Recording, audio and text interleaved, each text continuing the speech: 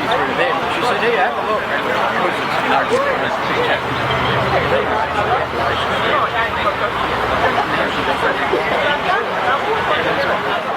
When the Gardens for Wildlife program began, I think it was in my first term, the whole idea was, why don't we get people in their own private backyards to plant in species that would attract native wildlife and create wildlife corridors and help regenerate our biodiversity. And a few of us, including myself, thought, don't know how this will go, but we'll give it a try. Well, I was happy to say I was proven wrong. 700 properties later, we've got a thriving program here, and it's, yeah, give yourselves a clap. Members of the community on their own private properties to create environments that attract our native fauna. And it is very important because we do only have 4% of our native vegetation left here in Knox. We have got increasing development pressures, as you know, so anything we can do to get people to transform their backyards into gardens of wildlife is fantastic. I'm just going to really talk about my own experience, which is I have a garden in the basin, my own property, and as a member of KES and Gardens for Wildlife, it's completely changed my life since I retired from work. I retired about 4 years ago, and when I came to Ferntree Gully Library one day, I discovered the nursery. I'd heard about it behind Ferntree Gully High, as it used to be, but had only been once or twice and then lost touch with it. So it was really interesting and fun to find it. And the people there really encouraged me. When you go in, people are all volunteers, and they ask you what you'd like to, what you're interested in and what you want to do in your garden, and so that personal interest, I think, is really quite unusual in places, and so that really caught me in initially. And then they told me about the Gardens for Wildlife scheme, and that set me off entirely because I've grown up in this area. I was born in Ferntree Gully Hospital when it was a bush nursing hospital. I've lived in here all my life, apart from a few forays overseas, and watching the environment change so much was quite touching. It really touched my soul. So to find people who were passionate and really working to conserve plants and to conserve spaces for wildlife, which was disappearing too, it was just such a wonderful thing for me. So that set me on a journey not only to connect with people in Knox, because when I finished I was a teacher and that intense commitment there was gone, and to connect in again to the society was really important for me, I think, for my health and my interest. And that's what happens when you volunteer in these groups. It just carries you along, especially if you're interested in your own planting and you love wildlife, then I can certainly recommend it. It's a journey not only of meeting people but of learning, and what I've learnt is immense in terms of plants, plant names, garden landscaping ideas, the wildlife that's around. All of that has been something that's really just blowing my mind. I'll just go through a very quick list of things that I've done since I got involved, and that's been about 2 years worth. I've learnt about and visited other Indigenous nurseries. I've learnt about ANOS, which is the Australian Native Orchid Society, who does scientific agar development of propagating our ground orchids, which most people don't even know unless you're really keen. They don't know they exist. I've been to BCAT and heard the Knox Council barrister argue to save remnant bush in 48 Catherine Avenue. I'm pretty cynical about BCAT. However, my mind was entirely changed because 3 times they've argued, and the law and the overlay has been on the environment side, and so the land developer has been asked to redo what he put in. I've learnt about Aboriginal food plants and plants for tools. I've met some of my neighbours and started weeding in the local reserves, and 2 of those neighbours are here tonight, and we kind of connect as a community in a way that we never did before. I've been to festivals and tree plantings. I've met with Melbourne Water and contributed to their plantings when they're working on the retarding wall upgrades in a number of places. And I've attended some absolutely wonderful talks and displays, a number of which have been organised by Gardens for Wildlife, and I'll tell you about them because they're really fun. One of them was the man from the museum, Ken Walker. He's an entomologist, and he came and he walked through Bateman Street Bush with lots of children, and he showed them insects. They would bring things to him and he'd say, oh yes, such and such, that's it. And he just went on and had, it was like the Pied Piper with lots of people who were really interested. We don't know very much about our Australian bush. I learnt there are 1,700 species of native bees in Australia, many of which pollinate our flowers.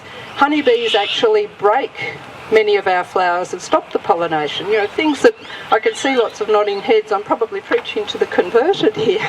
Lots of people know this already. Another really interesting talk was with Andrew McKernan, an arborist, and they worked on Kulunga, doing habitating in the trees, and particularly to try and bring in the powerful owl and give it habitat because it needs a really big space, being a big bird.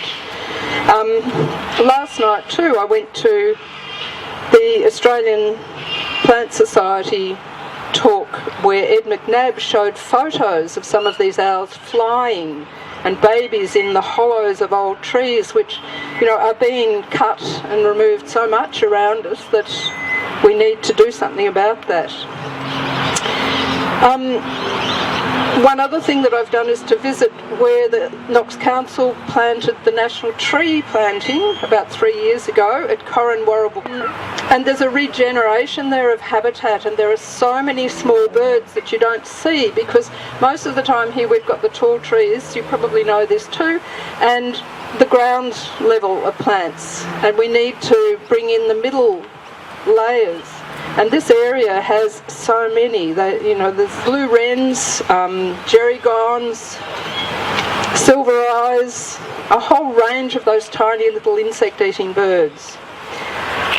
I just wanted to say some of the things that as a child I saw when I wandered were things in the bush. I grew up in Baronia. It was full of rich treasures like robins, blue wrens, kookaburras, owls, greenwood orchids, snake orchids, spider orchids, stunning large blue sun orchids, pink hyacinth orchids, echidnas, snakes, blue-tongued lizards and skinks, and many more that I probably have forgotten. The fact that we call the bush is maybe to its detriment. It's like people see it as not worth taking care of. One of the things that I'd like to see happening is landscaping of Australian bush in ways that beautify it, and I think some of the nursery people are starting to do that now, and that's wonderful. My own garden, I cleared some things too quickly. I cut down an old cabbage palm and discovered that there was a little ringtail in the nesting. It's sort of a netting that it nests in. I know from the nursery too, we've had a woman come in who's cut down blackberries and lost the nest for the blue wrens, and she was really upset and needing to plant something quickly to replace that. So I guess what I'm saying is there's just wonderful nature. We're all doing some lovely things in our Gardens for Wildlife. We can do as little as we want or as much as we want. It's important to take care and slow down to look after the wildlife so we don't lose more through our own blundering. But it's such a wonderful program, Gardens for Wildlife and Kess Nursery. The partnership is just such a good thing. The connecting of community, the looking after the planet, the looking after us and our health and our creativity for our children. Tonight, I reckon if you get around and talk to someone that you haven't spoken to, you will hear another amazing story. There are so many incredible stories that have come from this program, and I'm excited to get around and talk to a few people about their stories as well, because it is energising and inspiring, and it makes you realise that you can do something and make a difference as one person. So we're here tonight celebrating the 700th garden, or member to the Gardens for Wildlife scheme, and I'm probably the 701st. So after Nadine invited me, I thought, shit, I better sign up. So I'm on the list. I don't know if I made it on the map, but I'm on the list. I'd also like to acknowledge the. We're standing in this beautiful place here, and there's a bunch of people who you probably don't recognise tonight who have been instrumental in making the bushland reserves around Knox look as good as they do. And they're also the ones who are giving you your food tonight. So without their khaki colours, you wouldn't have recognised them. But the guys in the red vests, well done. You scrub up pretty good. So I'd like this to be a little bit interactive. So maybe you need to come a little bit closer so I don't have to yell quite so much. And I've got some things that you might need to see. So it's a bit of a quiz, actually. And there are prizes for the quiz. But we don't have, we don't have gongs or buzzers or anything like that. So it's going to be the people who yell the loudest, or who I notice yelling the loudest, can win the prize. I've got about 20 questions, I've only got 10 prizes. So not every question wins a prize, and I don't know, we'll see how we go. Yeah, okay. So the first question is, what percentage of Australians live in cities and towns? 80%. 80%? 90%? Any other numbers? 95. 89.4, so you were the closest there. Well done. This one's a related question, so there's no prize for this one. And you can't answer it again. At a global scale, so looking at all the countries in the world, where does Australia sit on that ranking of the most urbanised? 1? No, we're not first, because there's countries that are, completely urbanised. 5? Not quite that bad. 7. Keep going down. 15, lower. 20. A little bit lower than 23. Oh, sorry, I've just given away the answer. 23, well done, well done. So we're the 23rd most urbanised country in the world, which says something, given that we are, we're the only island continent, we've got probably some of the lowest densities of people on the planet in our country. Okay, true or false question? Because you got the answer right, without me having said the question, you can have a prize. It's okay, no, you're part of the Knox environment. That's why you knew the answer. Okay, no one else gets the prize because someone gave it away. There is, so true or false, and it's true obviously, there is evidence that people who can see green space through their hospital window heal faster. True, absolutely.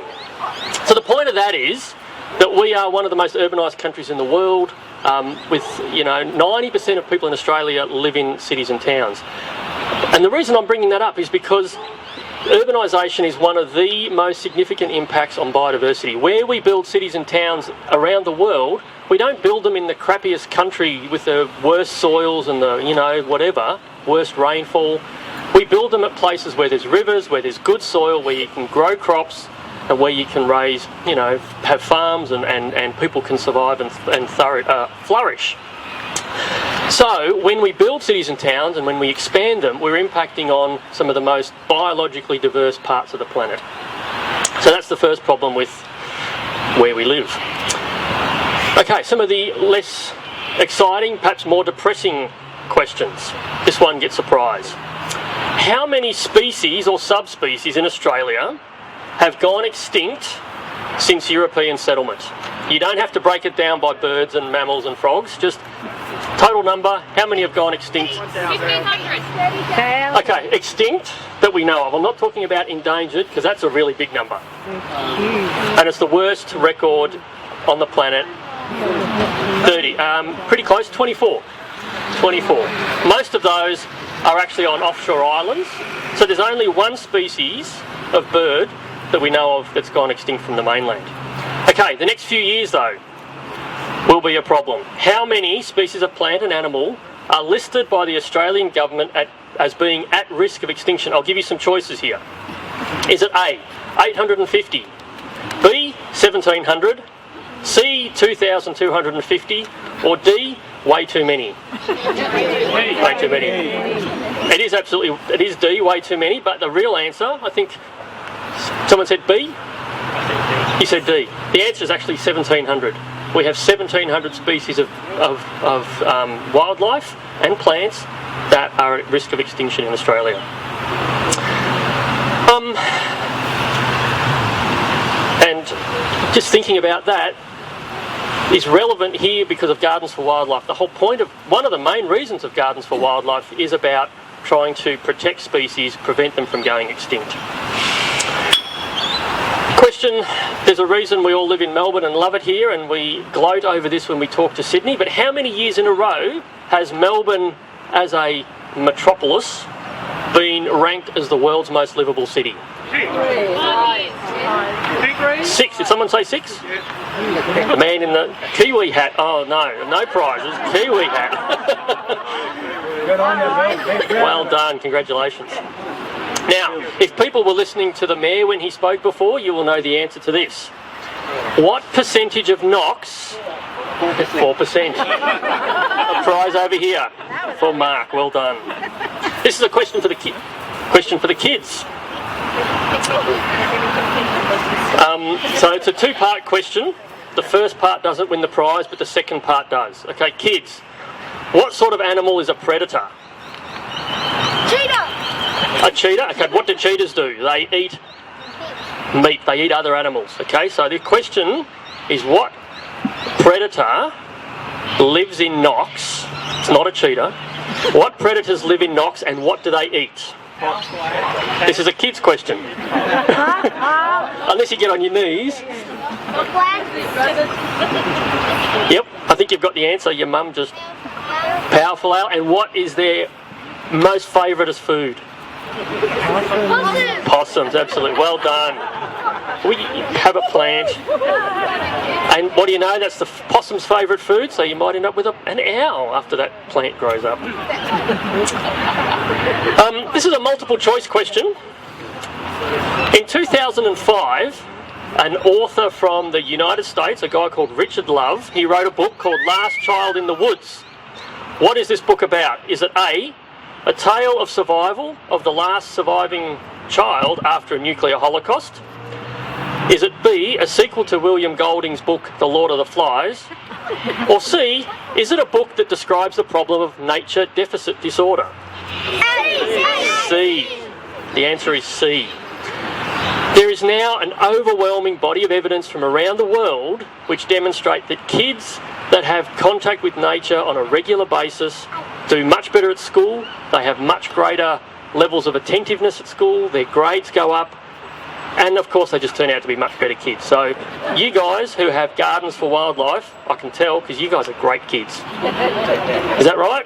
Yeah. Yes, absolutely. And this is perhaps a question for the parents. True or false? That's true. The kids spend too much time on screens inside. Yeah. Yes, they do.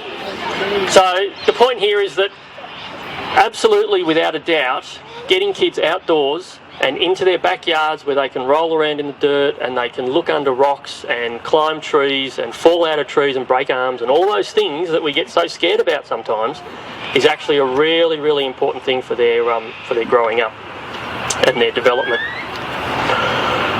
Okay, how many years approximately does it take for a eucalypt to develop a hollow, like a eucalypt or gum tree, to develop a hollow that can be used by wildlife? 80, 120, 300. You're all right. If anyone said less than about 50 or 60, you're wrong.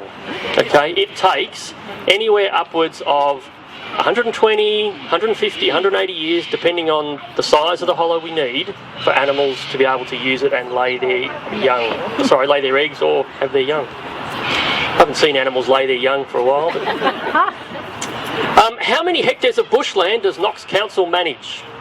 Is it A, 74 hectares? Is it B, 128 hectares? Or C, 150 hectares?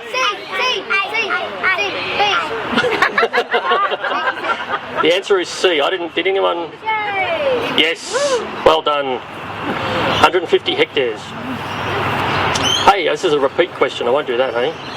Okay, here's a question that you probably won't know the answer to because I did the research and I haven't told you yet.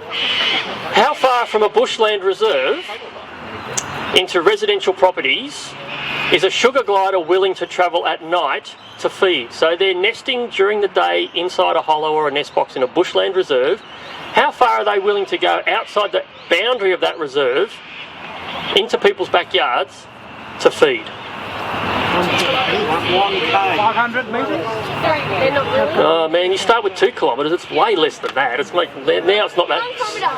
No, it's less than 1 kilometre. Now you're meant to be really excited, like start at like 10 metres, 20 metres. A bit higher than 50? 80. About 180 metres. And I'm going to show you some pictures here. This is a typical bushland reserve. And this was some radio tracking we did probably 7 or 8 years ago in Knox and Monash and Manningham councils.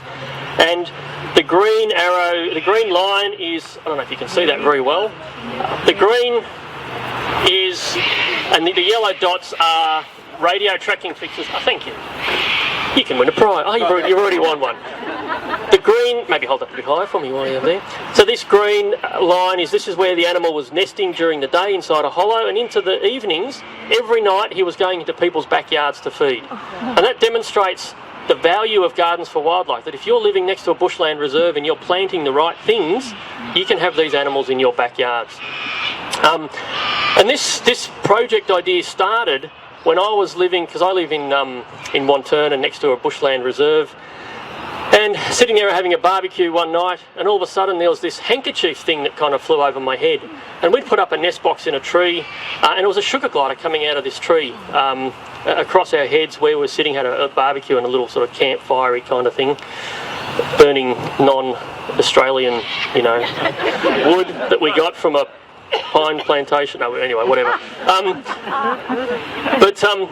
And so then we went there the next night and we all sat around, and there was about 7 or 8 of these sugar gliders coming out of this nest box, and they've been there for a couple of years now. So keeping in mind people's backyards, and you have opportunities to engage with wildlife.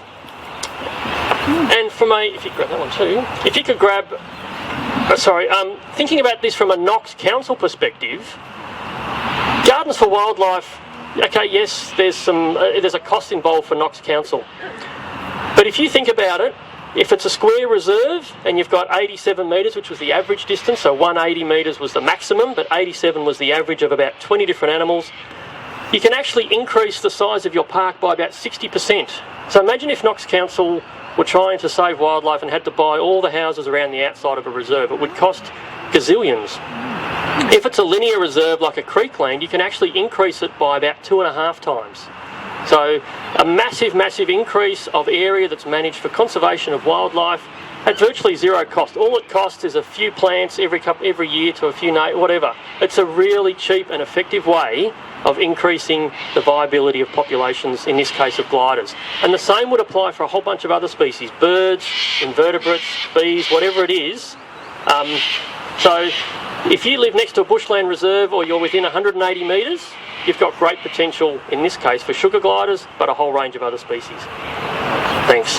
Here's some interesting stuff about trees that you may not know. By how many degrees can the shade provided by trees reduce your physiologically equivalent temperature?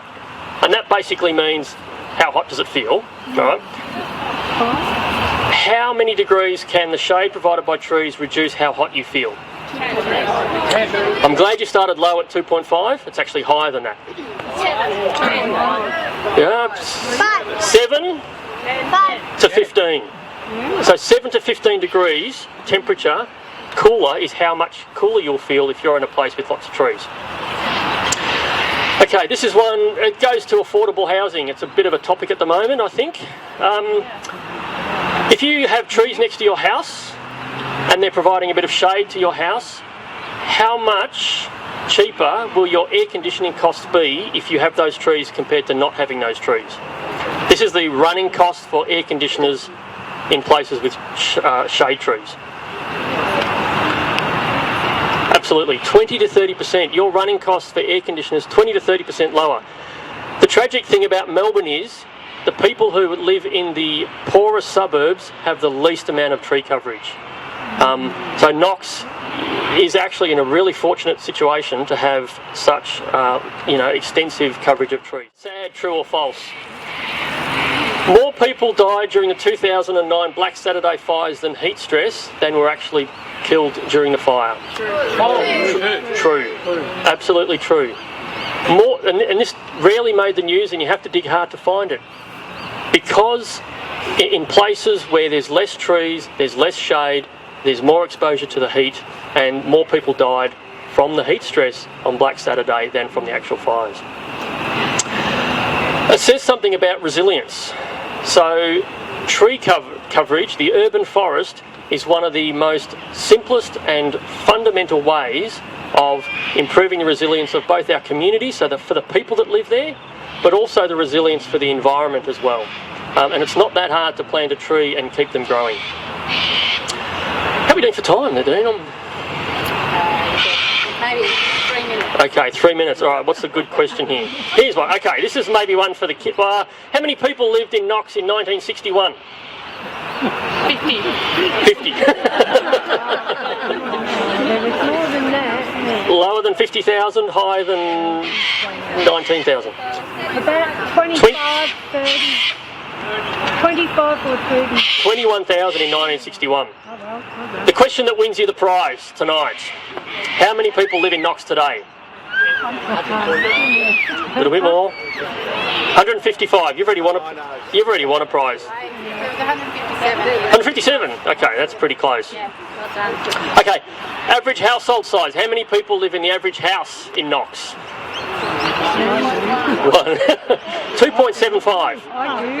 Okay, 2.7. So you got to follow me with the maths here, okay? Because there's a bit in this one. 2.75 people live in the average house. There's 701 Gardens for Wildlife properties. So that means that 1,925 people, 1,925 people are connecting with nature every day in their backyards. Assuming that everybody talks to their neighbours, because we're all great people, and if you've got neighbours on 3 sides of your property, one on each side and at the back, that means the reach of Gardens for Wildlife is actually 7,700 residents. So you talk to them and then they get involved with Gardens for Wildlife, and before you know it, they're talking to their neighbours. But if you just talk to your neighbours, that's 7,700 people. Let's assume that everyone here, we have at least 5 friends. Would that be about right? Okay. Sometimes. And let's assume that each of those 5 friends have families of about 2.75. That means the reach of Gardens for Wildlife. If you have them over for dinner once a year, those 5 friends, we've now reached 20,000 people with this Gardens for Wildlife scheme. If we assume the average house lot size is 1,000 square metres, that means with those 7,000 households, 20,000 people, we've now got 7 million square metres of land in Knox impacted by Gardens for Wildlife. 7 million square metres. How many hectares is that? 700? 700 hectares of land managed as Gardens for Wildlife. That's pretty cool. So that's just saying something about the importance of this scheme. The if you have a look at the map later, if you haven't seen it already, have a look at where those dots are. Without Gardens for Wildlife, there would not be as many species and wildlife living in this area. Last question. True or false? The weight of all the ants on Earth equals the weight of all people on Earth. You've already got a prize. Although we've run out, haven't we? Okay, that's all right. False, exactly. It was going around for about 20 years. About 20 years ago, some famous scientists made this sort of assumption, and they provided back-of-the-envelope calculation. Someone else's back-of-the-iPad calculation has figured out it's not even close. There are about 7.5 billion people. If you take everyone over the age of 15, we weigh about 332 billion kilograms of people. And there's about 40 billion kilograms of ants, apparently. So, doesn't even come close. Just putting that myth to bed. I feel like I'm on Mythbusters, actually. Now, this is really the last question. And it might be a bit embarrassing, but it's not meant to be embarrassing. So my question is, who, and I've got written down who is the oldest member of Gardens for Wildlife, but what I mean is, who is one of the very first subscribers to the Gardens for Wildlife program? Irene.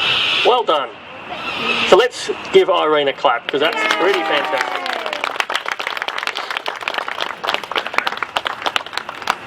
Can I have my helper back?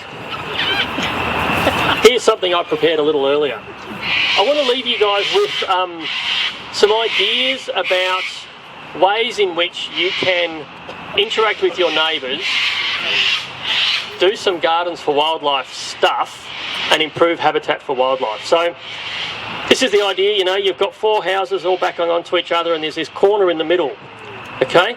In the corner, one person might have a tree, another person might have some tussocky grass, another person might have a pond, and another person might have some shrubs.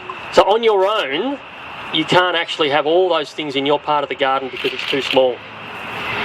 And then in the bottom of the corner here, instead of having the traditional timber fence, paling fence, you can actually provide opportunities for animals to get through that fence.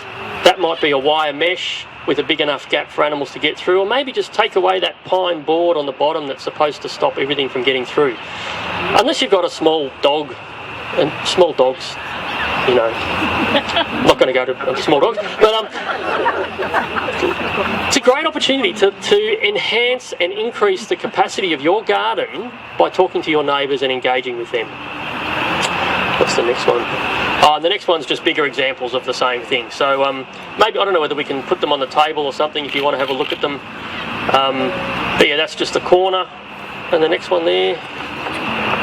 Oh, is this a Bob Dylan song? Is that the one that he drops the thing? And this is just a bit of a close-up, and it's even got a little gecko there, or a skink, or whatever you want, moving between people's properties. So, look, I just want to finish up with congratulating you all for being part of an amazing scheme. I don't know if you know this, but there are now many councils around Australia who are adopting this Gardens for Wildlife scheme because of the success of this scheme. So you guys are part of something that's famous across the country. So well done and congratulations. And to the next 700. Yeah, welcome to the Gardens for Wildlife family. That's given us some amazing ideas to go away with, I think. If everyone can go and talk to their neighbours and take the pine board off the bottom of their fence, that's a great start. And maybe plant one more plant in the next, in the lead up to autumn and winter. So thank you very much for coming along today. Thank you for participating in this program and contributing to biodiversity in Knox.